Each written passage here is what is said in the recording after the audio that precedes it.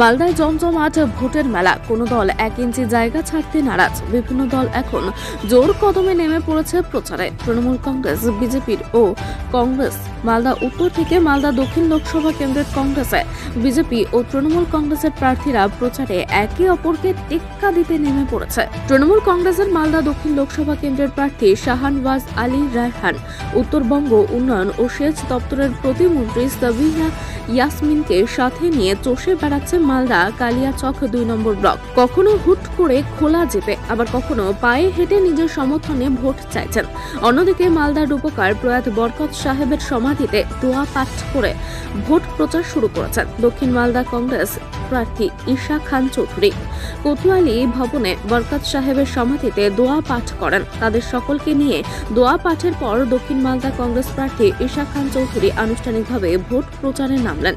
মালদার মানুষদের জন্য আগামীতে অনেক কাজ করার প্রতিশ্রুতি দেন। তবে জোট না হলেও মালদায় কংগ্রেস নিজের শক্তিতে ভোটের লড়াইতে প্রস্তুত বলে জানিয়ে দেয়। দক্ষিণ মালদার বিজেপি প্রার্থী শ্রী রূপা মিত্র চৌধুরী বিজেপির নেতা কর্মী সমর্থকদের নিয়ে মালদার ইংরেজ বাজারের জহরাতলা এলাকায় জাগ্রত জাহুরা কালী মন্দিরে পুজো দিয়ে ভোট প্রচার শুরু করেন। বিজেপি প্রার্থী তিনিও 1 ইঞ্চি জায়গা ছাড়তে নারাজ। অন্যদিকে উত্তর মালদার তৃণমূল কংগ্রেসের প্রার্থী প্রসূন বন্দ্যোপাধ্যায় তিনিও কোমর বেঁধে নেমে পড়েছেন ভোট প্রচারে। বিভিন্ন পরিবারের সাথে দেখা করেন, তাদের সমস্যার কথা শোনান এবং তাদের এলাকার বিজেপি সাংসদ কোনো কাজ করেনি বলে অভিযোগ করেন। তিনিও জোর কদমে ভোটের প্রচার চালিয়ে যাচ্ছেন। অন্যদিকে মালদা উত্তর লোকসভা কেন্দ্রের বিজেপি প্রার্থী খগেন মুর্মুরও রতুয়া 2 নম্বর ব্লকের পুকুরিয়া গোবরজনা কালী মন্দিরে পুজো দিয়ে জনসংযোগ করলেন। পাশাপাশি মালদা উত্তরের তৃণমূল কংগ্রেস প্রার্থী প্রসূন ব্যানার্জিও প্রচারের ঝড় তুললেন।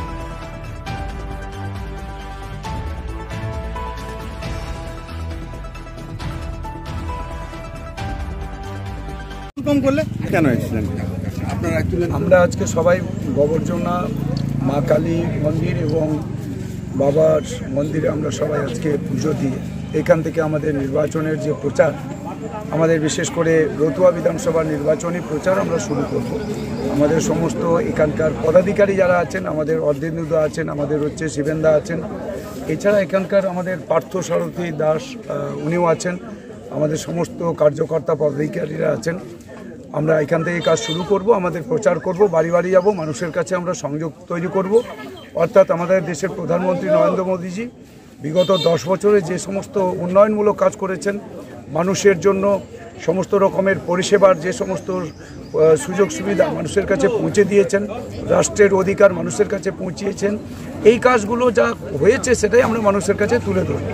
আমাদের দেশের প্রধানমন্ত্রীর লক্ষ্যই হচ্ছে আমাদের দেশকে বিকশিত দেশ হিসেবে তৈরি করা, অর্থাৎ বিকশিত ভারত তৈরি করার ভেতর দিয়ে আমরা 2047 সালে ভারতবর্ষ হচ্ছে বিশ্বগুরু হবে। এই লক্ষ্য নিয়ে আমাদের দেশের প্রধানমন্ত্রী সমস্ত মানুষের কাছে সমস্ত মানুষের সহযোগিতার তিনি প্রয়াস চালিয়ে যাচ্ছেন। তো আজকে আমরা সমস্ত মানুষের কাছে আমরা যাচ্ছি, মানুষের কাছে আমাদের এই প্রচারের কাজ আমরা অনেক দিন থেকেই শুরু করেছি। আজকে আমরা রতুয়া বিধানসভায় আমরা আমাদের এই পুজোর পর আমরা এখন আমাদের এই কার্যক্রম আমরা শুরু করি। দাদা, প্রচারে বলছেন, কি বার্তা দিচ্ছেন? গ্রামের লোকজন একটাই কথা বলছেন যে আমাদের দেশের প্রধানমন্ত্রী নরেন্দ্র মোদীজি দেবতুল্য মানুষ, যিনি সমস্ত মানুষের প্রাণ তিনি রক্ষা করেছেন। করোনার মতো একটা মহামারীতে আমাদের দেশের মানুষকে, দেশের 140 কোটি মানুষকে তিনি রক্ষা করেছেন। আমাদের ভারতবর্ষ ছাড়াও আমাদের 101টা দেশে যে এখান থেকে ভ্যাকসিন তিনি পরিষেবা দেওয়ার ফলে বিশ্বের 101টা দেশ, সেই দেশের মানুষরাও আজকে হচ্ছে আমাদের দেশের প্রধানমন্ত্রীর যে এই পরিষেবা পেয়ে তারা আজকে বেঁচে আছেন। এই জন্য মানুষ সবাই আমাদের দেশের প্রধানমন্ত্রীকে আবার প্রধানমন্ত্রী দেখতে চায়, অর্থাৎ নরেন্দ্র মোদী আবার তিনি প্রধানমন্ত্রী হবেন।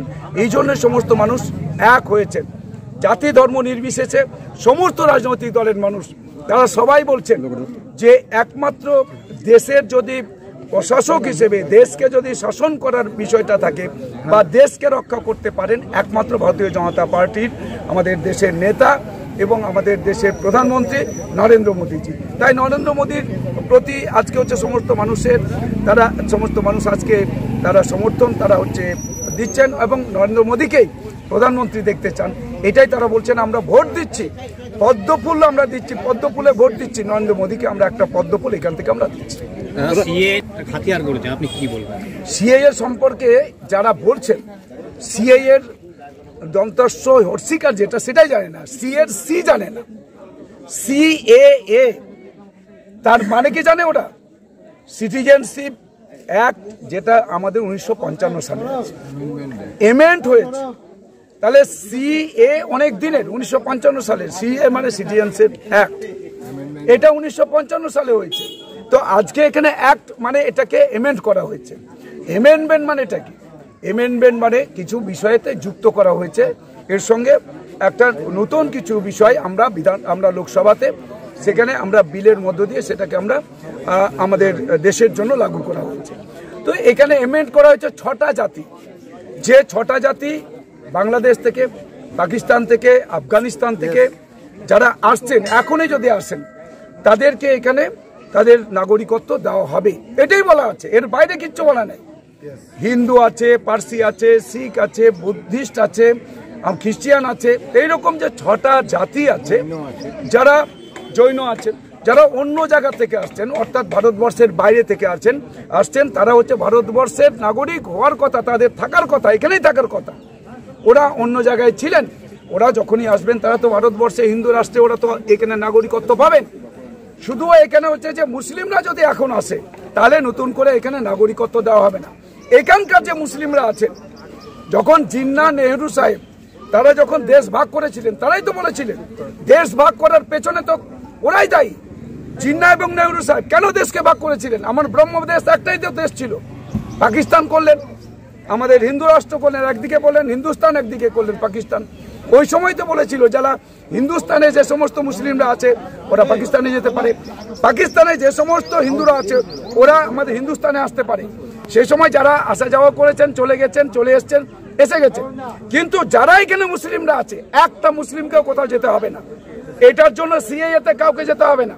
এনআরসি হলেও কোনো মুসলিমকে ভারতবর্ষ থেকে যেতে হবে না, সব এখানেই থাকবে, ওরা এখানকার নাগরিক।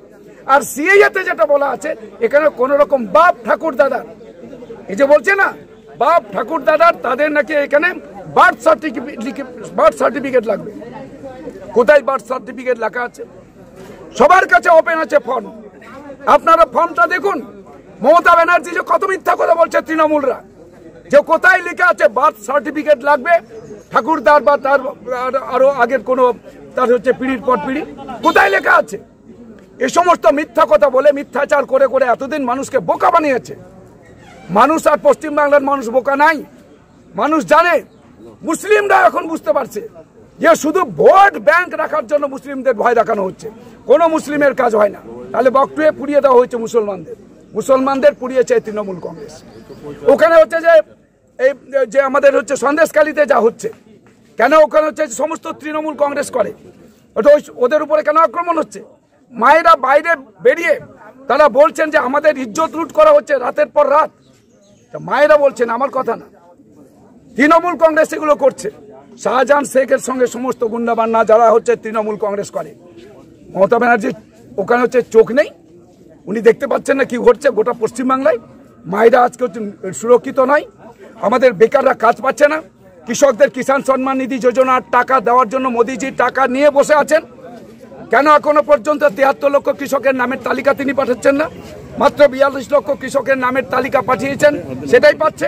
তাহলে 31 লক্ষ কৃষককে আজকে বঞ্চিত করছেন। সারা রাজ্যে যে মানুষগুলো বঞ্চিত হচ্ছেন, মানুষ লুট হচ্ছেন সব দিক থেকে। তো এই লুটের পেছনে তো তৃণমূল কংগ্রেস সব আছে, এরাই তো লুট করাচ্ছে, এরাই লুট করছে। আর গরিব মানুষ এখানে সব দিক থেকে বঞ্চিত হচ্ছে। বঞ্চনার জন্য দায়ী হচ্ছে তৃণমূল কংগ্রেস, রাজ্যের মুখ্যমন্ত্রী, রাজ্যের তৃণমূল কংগ্রেসের সরকার, আমাদের দেশের প্রধানমন্ত্রী নরেন্দ্র মোদীজি। আমাদের মালদার বিখ্যাত আমাদের মা জহরাতলায় ইংলিশ বাজারে পুজো দিয়ে মায়ের কাছে কৃপা প্রার্থনা করলাম। আমাদের দক্ষিণ মালদা লোকসভা কেন্দ্রের সবচাইতে বড় এবং সবচাইতে মানে ধর্মস্থানের মধ্যে মানে সুবিখ্যাত, সারা ভারত জুড়ে, পৃথিবী জুড়ে মা জহরার কৃপা সবাই প্রার্থনা করতে আসেন। আমিও লোকসভার নির্বাচনে উত্তীর্ণ হয়েছি, তাই আমি সেখানে মায়ের কাছে কৃপা প্রার্থনা করতে এসেছিলাম। কি আশা করছেন? মা জহরার কৃপায় আমার মনে হচ্ছে এবার মা আমাদের তরি পার করে দেবেন, এরকম মনে হচ্ছে। এখন মা ঠিক করবেন কি করবেন। মানুষের কাছে কেমন সাড়া পাচ্ছেন দিদি? মানুষ তো জয় শ্রীরামের নামে পাগল হয়ে রয়েছে। আপনি এখানেও দেখুন, চতুর্দিকে আজকে আমাদের যেভাবে মায়ের কৃপায় যেভাবে চতুর্দিকে আজকে সাড়া পড়েছে, আমার খুব ভালো লাগছে। মনে হচ্ছে দক্ষিণ মালদায় এবার আমরা পদ্ম ফুল দিয়ে মায়ের পুজো করতে পারবো, এটা আমি আশা করছি। তবে শ্রী শ্রী মা জহরার কৃপা ছাড়া আমাদের কিন্তু কোনো কিছুই হবে না, তাই মায়ের কাছে এসেছিলাম। দেখুন, এবার খুব ভালো জমজমাট একটা সাড়া পাচ্ছি, এবং যেহেতু মালদা একটা অন্য চরিত্রের মালদা ছিল, বিশেষ করে রাজনৈতিক দিক থেকে কোনোদিনই আমরা ঘাসের উপর জোড়া ফুলের প্রার্থীকে লোকসভাতে জিতাতে পারিনি, কিন্তু এবার আমরা উল্টো মানুষের মানসিকতা দেখছি এবং মানুষের মুখের যে হাসি তাতেই আমাদের বুঝিয়ে দিচ্ছি যে আমরা মালদার দুটো সিটই এবার ঘাসের উপর জোড়া ফুল চিহ্নের প্রার্থী মমতা ব্যানার্জির প্রার্থীকে, অভিষেক ব্যানার্জির প্রার্থীকে আমরা জিতাতে পারবো। এবং এটা আমার কথা নয়, মালদার প্রত্যেকটা কোনায় কোনায় অলি গলির কথা, কারণ তারা দেখেছে যে 34 বছরের বামফ্রন্ট সরকারের উন্নয়নও তারা দেখেছে আর মমতা ব্যানার্জির উন্নয়নও দেখেছে।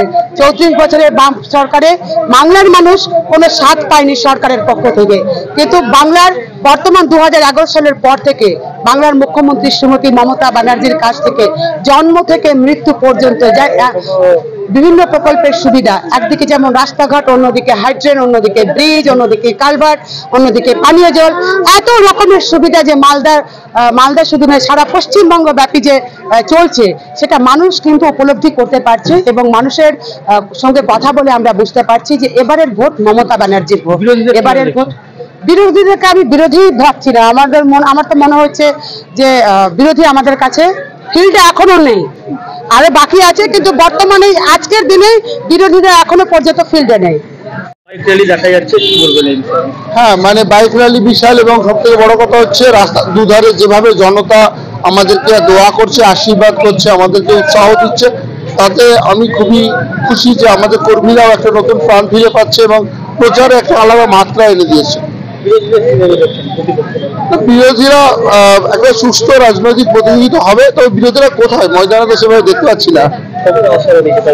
100% আশাবাদী যে আমি জিতবো, এবং আমাদের কর্মীদের যে মনোবল আমরা দেখছি এবং তারা যেভাবে মেহনত করছে, আমি তাদের কাছে খুবই কৃতজ্ঞ, এবং আমরা জিতবো, ঘাসফুল চিহ্নে লোকে ভোট দেবে।